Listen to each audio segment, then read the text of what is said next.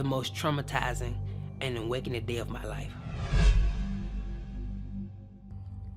I remember it was on a Thursday. Matter of fact, let's take it back.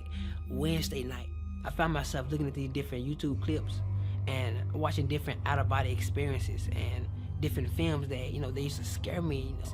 And I would watch it and it would blow me away. It would catch my attention.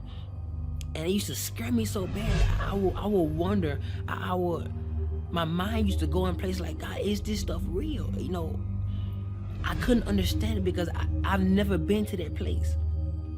So I found myself praying. I remember walking outside of my apartment, and I was walking back and forth with my eyes closed and just started praying. And I asked God, I said, Lord, if you give me an out-of-body experience, I vowed to share your word and to tell the people what I saw. Not expecting that God was going to respond back to that, because I was just praying out. I was just praying, not actually looking for a response. And after that night, the next morning, that Thursday, October the 2nd, I had a dream. And my spirit left my body. It was like I was in my apartment and my spirit got pulled out of my body. And I would go in these different transits, bright color lights that was white. Like, the best way I can explain it would be shoo, shoo, shoo, all the different flashing lights. And I appeared before a blue sky with no clouds. It was like a blue place, no land, no trees, no grass, no water, nothing. There was nothing there but a blue atmosphere. And I would see this atmosphere goes millions of miles upon millions of miles where nothing existed. It was like nothing was hidden. Everything was revealed. Everything was before your eyes. You could see it.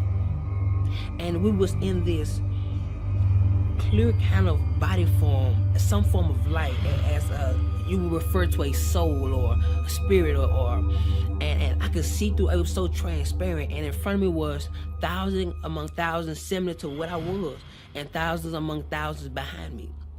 And I knew that it was some form of a soul. And in the middle of my chest were seeds, multiple seeds. I didn't know what they were for. And I realized that I was the only being that could actually move out of my place and look and observe, smell, taste, feel. All my senses were active at this point. And so, I began to look around and to observe the things that I saw, not knowing that this was a dream. I thought this was reality. I thought this was actually happening, and I looked forward, and there was this great shadow way in front of me, way at the end of the line. It was like 1,000 people in front of me, and there was a shadow, a great big shadow, but it had no detail. It was like as a vapor, and I could see that it was a shadow of something that was in the front. And I had many questions at this point in this dream, and out of nowhere, I heard these words: "Depart from me." And this galaxy, this portal, I don't know what to call it, on the right side of God, or Jesus Christ, whoever you decide to identify that spot of judgment, on the right side of him, there was this big portal that opened up, and there will be stones of fire. Normally when you get a lighter and you cut it on, try to spark a flame, but instead of fire, it was stones. And they will leak out of this portal. And whoever that guy said, "Depart from me," flew down this place.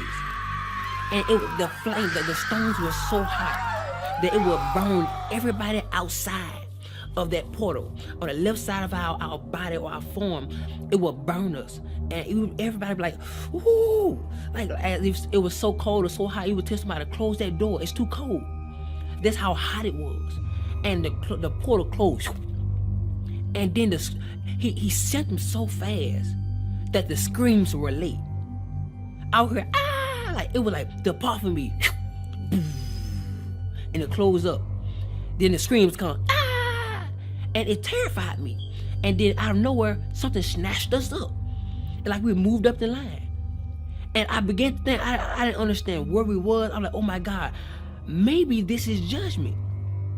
Yeah, I had many questions, and I would hear, "Depart me," "Depart me," "Depart from me," boo. And all these different people will be sent to hell.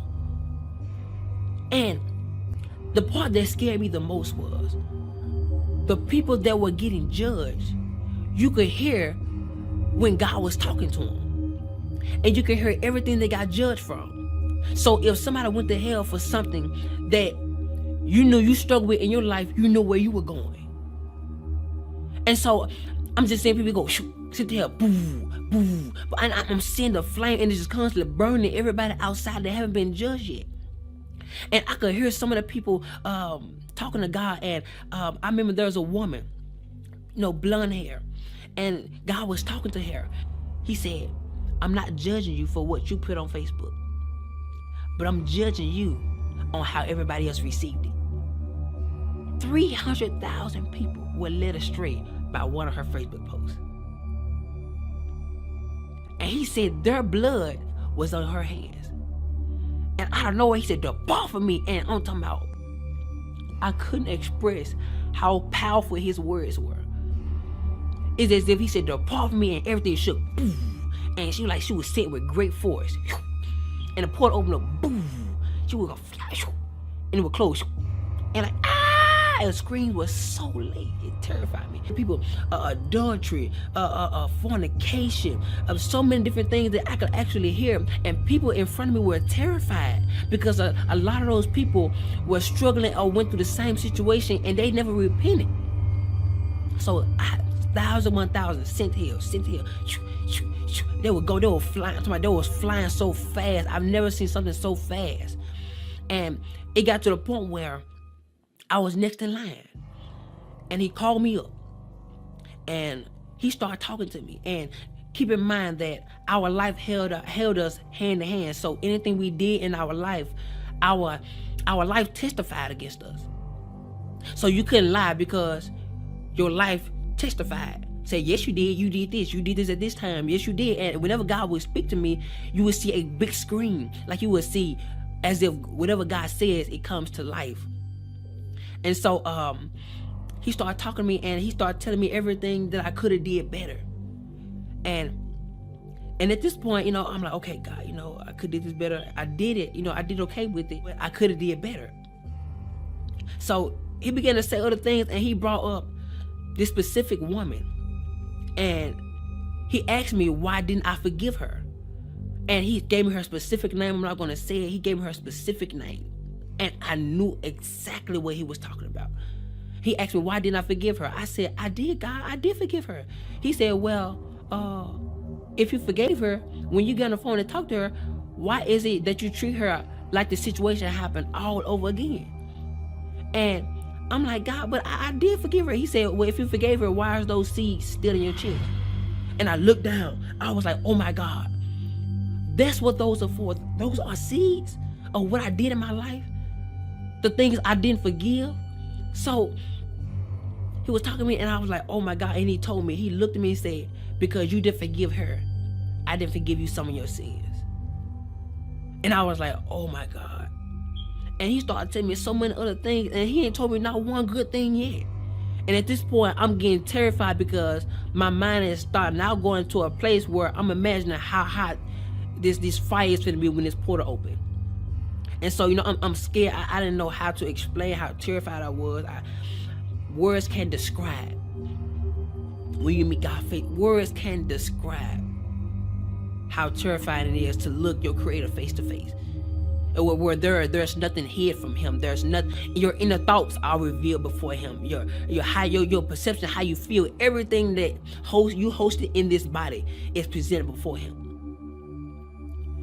And so, I got to a point where I didn't want to hear God no more. I was really turning my head because I was afraid that, it's already made his mind up. I was so afraid. And so I turned my head, and he would just constantly tell me everything that I didn't do right, or I should have did better. And at this point, I knew I was going to hell. I knew it. I was fully persuaded that this was it. So I turned my head, and I was like, I don't want to hear no more of it. My mind, I don't hear. I'm just really trying to imagine how hot hell is going to be. I'm like, oh my God, Lord. I have no more chance. If I go down there, I can't come back. Like, Lord, please don't send me to hell. Please, like, God, please. I'm begging you, and I'm more terrified. I was more terrified than I can express. And so I turned my head, and at this point, I no longer wanted to hear what he had to say, because I knew at this point, I was going to hell.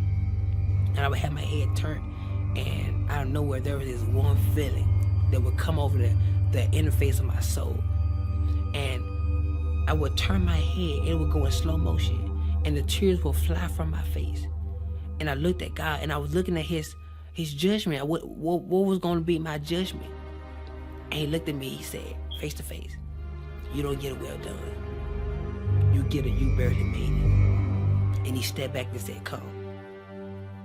And at this point, I was so confused. I'm like, oh my God. And on the left side of God, heaven would open up, so soft, with brilliant lights. The colors were undescribable. Like colors I've never seen before in my life. It was so pretty, so amazing. And the colors would blossom as they grow, and the heaven will open up so gentle. And I will walk toward that direction, and my hand would go in the portal. And when my hand went through, it got bigger. My arm went through, it got bigger. It was like I was growing into a mature state of a glorified body.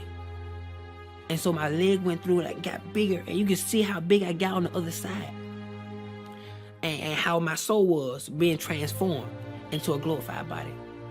And my body would go through it, and only piece that was left behind was my leg. And right before my last foot got in, I woke up. The dream scared me so bad. I was underneath our living room table for hours. I was so terrified. I was terrified to move. I was terrified to do anything, because I was afraid it was going to be added to my judgment. I thought that was the judgment. That didn't feel like a dream. I could feel, I could taste, I could tell you how it made me feel. Everything was so alive in the dream. And at that moment, I was asking God, why did you give me this dream? He said, because I want you to warn my people that the things which you saw are the things that shall be. And I didn't realize that what I prayed for and the vow I made before God, that he was going to fulfill it. Now he's looking for my end to be fulfilled. So that's why I'm here talking to you right now. Forgive. Let go. I couldn't describe how many people that allow for unforgiveness to grow in them, and it caused a bitterness, which caused them to do things that they got judged for. That thing caused them not to make it to heaven.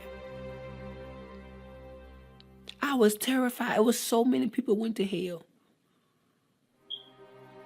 And it felt like I was the first one. Like, God, it was thousands among thousands of people in front of me.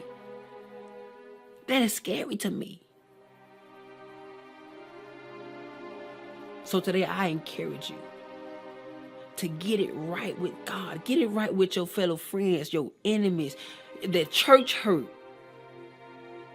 that causing you to attack people in silence.